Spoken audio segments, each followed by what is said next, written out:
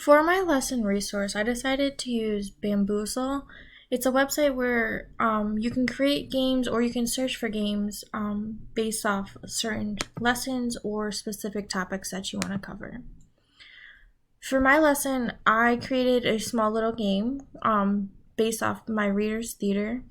And this website is great because you can add as many questions as you want.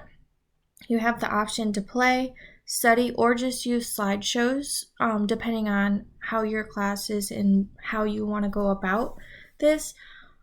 Playing the game beforehand and after can also show how students have improved before and after the lesson. And it's also a great way to get them engaged while also learning. If I click play, it gives me the options to play either with teams or we can do it as a class. You can either do it questions only, questions and power-ups, which gives that exciting feature for them to earn those points and continue to learn as they're playing.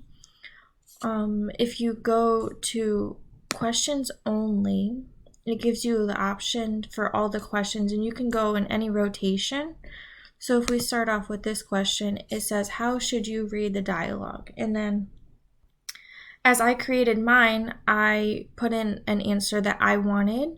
And if I hit check, it gives the answer, and you as a class or in their teams or individually get to choose if this is okay or if it's not okay. And if we hit okay, as you can see, it gives the team points, which makes it fun, but at the end of the day, they're also learning the content that needs to be learned.